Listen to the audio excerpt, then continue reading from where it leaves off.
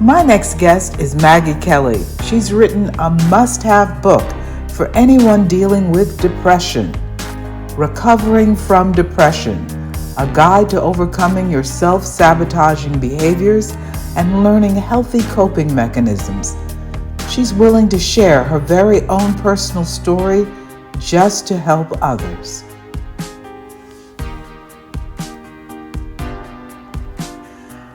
Maggie, I'm so glad to have an opportunity to talk with a young author, someone who's making a difference in the world to help other people. Welcome. It's so nice to talk to you. Thanks for having me on. I'm so excited. Well, good. So, you know, this is a topic that people talk about, usually experts, people with PhDs, not too many people who have experienced depression talk openly about it. So, what made you decide to write a book on the subject? I had to go through some horrible mental health issues. I've been struggling with depression since I was a young teenager. I remember back when I was in eighth grade, I started to experience signs of depression. And even my mom noticed it. So it started young, and I've experienced it up until now in my life. I've gone through really rough episodes and some okay times, but depression is weird. It goes up and down. So you have your highs and you have your lows. I had a lot of really bad in college, and it caused me to take a semester off and come home. So, you experienced this, but now what gave you the courage to go public with it? Why are you doing that? After I had my mental health crisis, I started to go into recovery. I got help from a psychiatrist and a doctor and a therapist. I did the whole 9 yards, and I started writing about it on Medium. I told my story in short bits and short tales, and I started to realize, hey, this is enough that I could probably write a book about it. So I decided to put it together and write some to fill in the gaps. And it was a very cathartic process because talking about your depression like that in a very open and vulnerable manner is definitely difficult.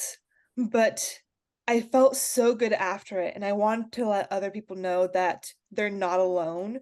Because for most of my depression, I felt so isolated and alone. So by writing my book, I want to let others know that help is out there and it you are not destined for depression. Yeah, I was totally amazed. You know, you and I are in a writing community, and that's how I got to know about you. And you are a light in that community, and your book is doing very well. So, would you say that it still was a tough decision the day the book was about to go out public? Was it a bigger decision for you, or was writing on Medium the biggest decision to go public? Writing on Medium was probably the biggest decision to go public. I had started reading some of the articles on there from other authors, and I found a woman who had wrote and published on Medium every day for a year. And something about it just kind of clicked in my brain, I can do this too. Like, having someone just normal living their life and sharing it said to me that I had a story worth telling too. Well, your book is really easy to read. And how have other people around you reacted to your talking about your being depressed? Overall, it's been a really positive response. In our society, depression is still so stigmatized that people don't always know how to react. You have a very explicit vision of what depression is, and it's that person lying in a bed, curled up underneath the covers, crying, just awful. That Well, you were making a good point that society has a particular perspective about what depression looks like, and it's false because you can have a day where you're really suffering inside, but you look like you're okay to everybody else. It's not that person curled up on the bed, right? It's not the person right. necessarily crying. So teachers don't necessarily catch it if a student is suffering real depression. Parents can miss it. You were lucky your mother caught it, but some parents don't realize their children might be depressed. So this is helpful that you're writing these readable articles. What about friends in your circle? How did they react to you? How did Let's go back. Let me ask a layman's question first, which is, how did you know you were depressed? There's kind of just an entire shift in my body. And I was young at the time, so a lot of it was I didn't really know what I was going through. Like, I could have very easily wrote it off as like I'm becoming a teenager, I'm a tween, and this is just some weird hormonal process in my body. But I could also tell like a very distinct shift. Like I just felt down all the time, and it felt like there's this emptiness forming in the pit of my stomach.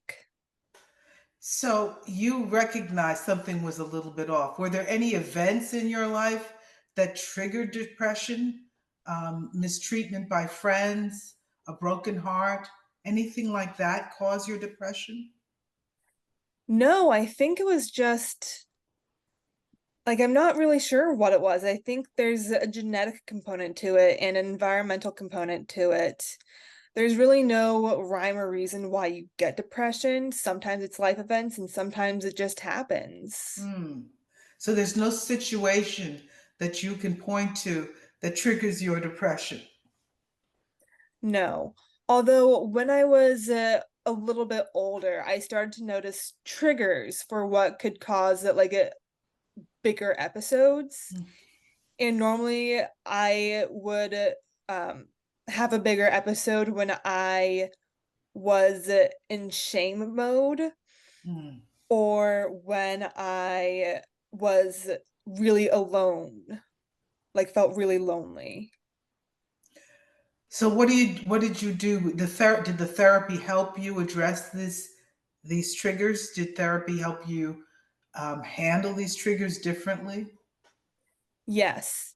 My therapist and I talked a lot about my part in it and how like I needed to identify what those things were and develop coping mechanisms so that I could get around it. So how does your writing today help you? You're still writing a lot these days. So where are you writing? I write primarily on Twitter and LinkedIn, and I continue to like share just little tidbits, and I talk a lot about mental health and well-being. And so the community is going to be served by everything you're putting out and sharing.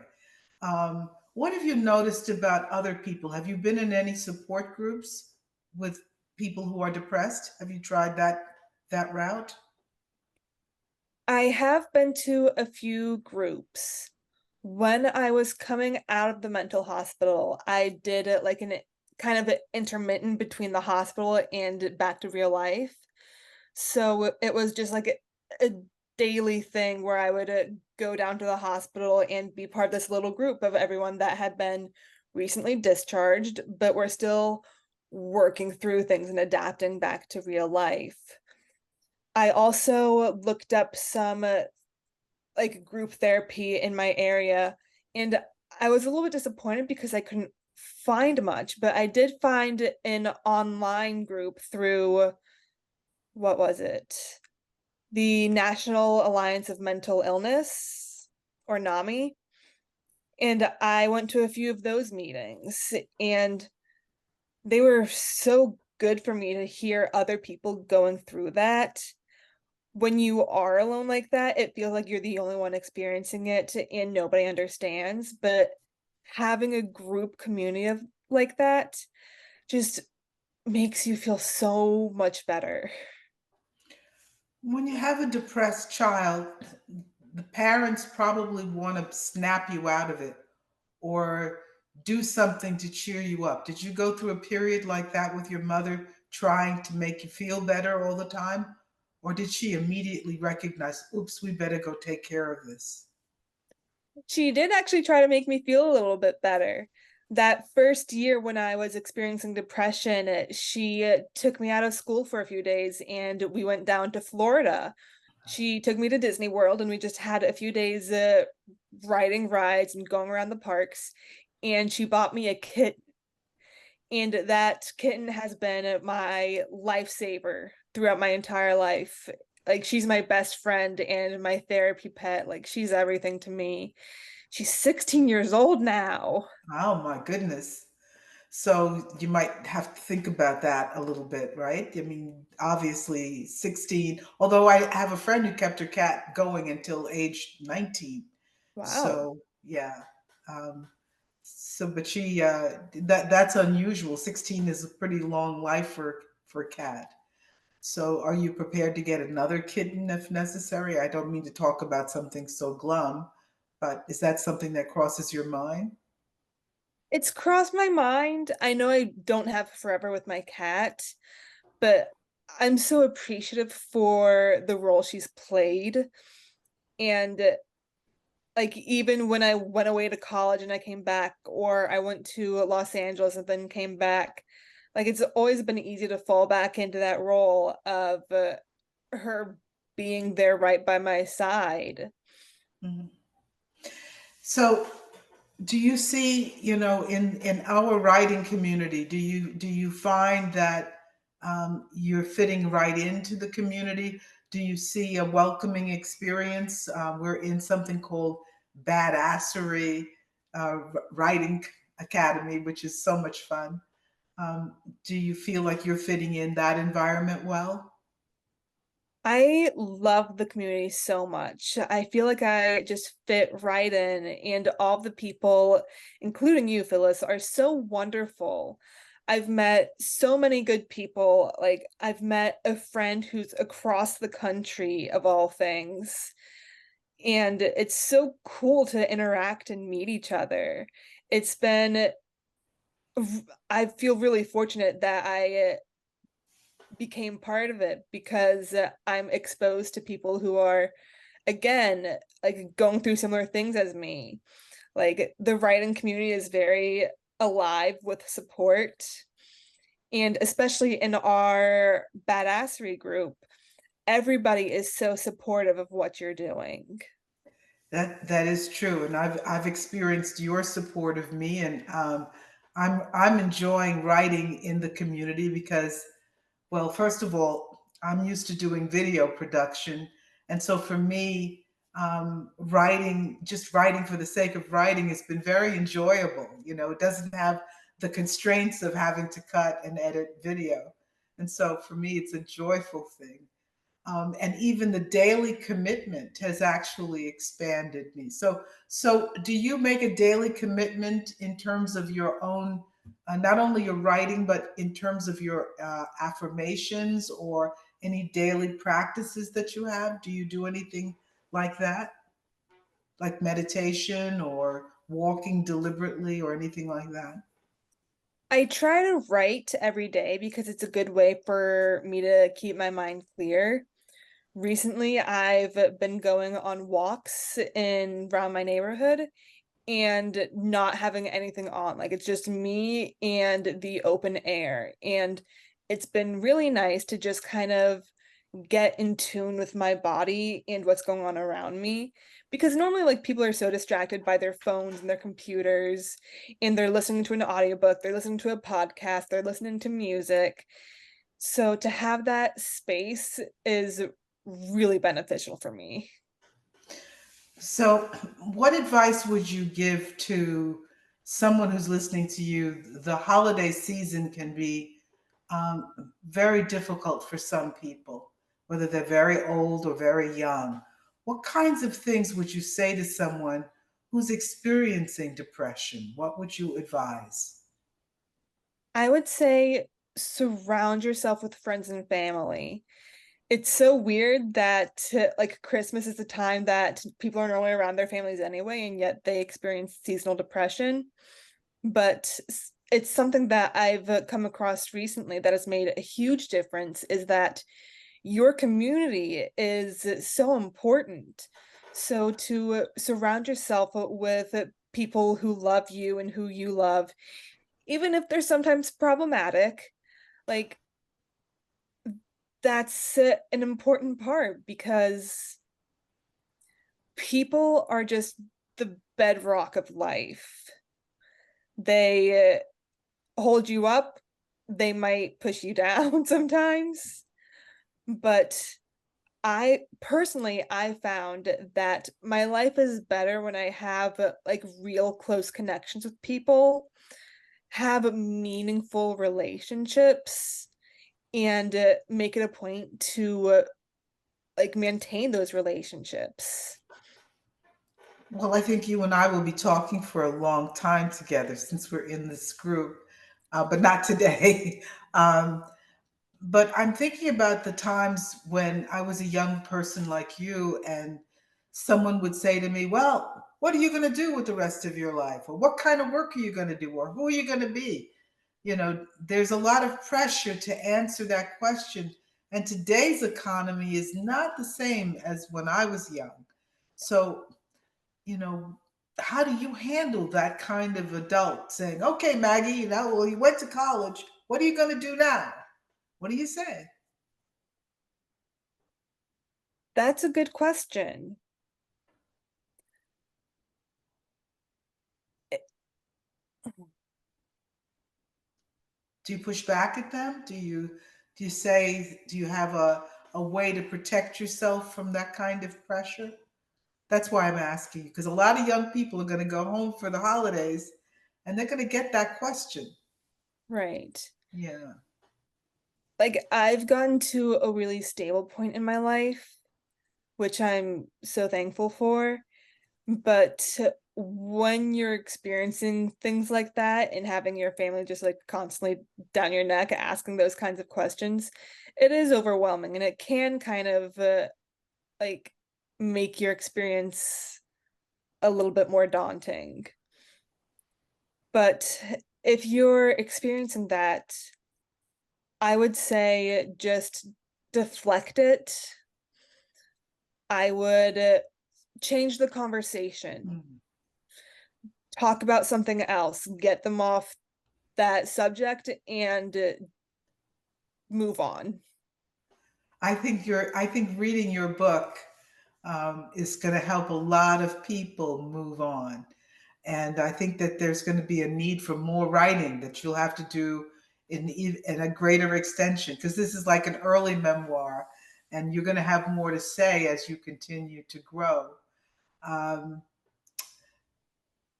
how do you find relationships with other people your age? Do you have friends your age in your community, or do you have to seek outside to find just the right friends for yourself? I've had to seek outside of my age group, and I think that was also a huge part of my depression was that I've never been a very extroverted person. I've always kept myself and been quiet. So I didn't have a large friend group, and those friends that I did have, I wasn't particularly close with. So as I'm older now, I'm making it a priority to kind of reach out to other people, even if they're not in my age group. Like I'm just opening myself up to anyone, like anywhere. And that is the nice thing about like technology nowadays is that I can connect with people anywhere in the world.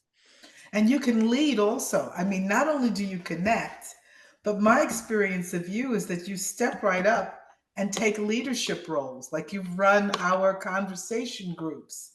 So you've taken what your experience has been and you've turned it into a set of positive actions. Is it fun doing that kind of leadership that you're doing in the group? I actually never thought that I would be a leader. Like, it Mm. wasn't something I was interested in, and I didn't think I would be good at it. But recently, I've been trying to take on more of those roles, and I've had a lot of fun doing it. It also is great for your confidence to be able to say, "Oh, yeah, this isn't as scary as it seems, and I can do it." Picking up, like, those, odds and ends and just trying to lead by example and with everything is definitely a game changer.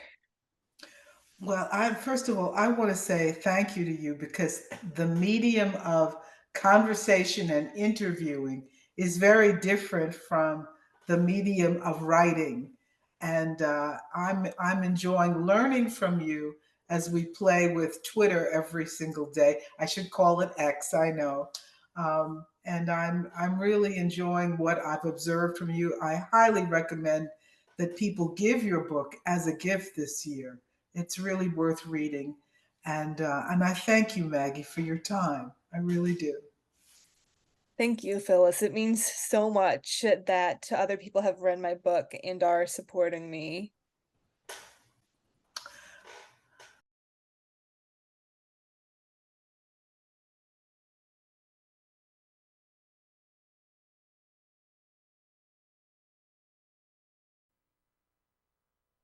You are watching Profunda TV with host Phyllis Haynes. I've met so many people who have had extraordinary lives, who have incredible stories, who have stories that could help lift humanity. But many of those folks were raised with a kind of humility where they feel, oh, I have nothing to say. Who cares? Who wants to know? But from my perspective, um, I think what's happened in my life is that the people who've helped me beyond my parents, the people who helped me get forward in the world were those people who shared information with me, who shared their lives with me, great teachers who got close to me, who shared not just the data in the textbooks, et cetera, but something about their own decision making process. Those were the conversations that lifted me up. So I'm interested in people who want to talk about their insights, their lives, their understandings of things, their discoveries, not what they ate for breakfast in the morning, although that's great too, and what they did as a child too, but rather what their thoughts were, what decisions they made, why they chose this path or that path, why they avoided this path or that path. And that's a good story. So I invite you. You can be a homemaker who chose to change your diet in a certain way and made discoveries. You could be a great mother or great father that learned something about the raising of children and having insights into that. You don't have to have gotten a Nobel Prize to tell your story. Um, my father was an amazing leader of young men and older men. He cared deeply about voting rights. Uh, he wasn't a college educated man, but his story was worth hearing and understanding. Now, many people know his story not because of me, but because local people wrote about him and cared about him. But his story lifted many people and continues to do so. Your story can do the same in this current time. So talk to me.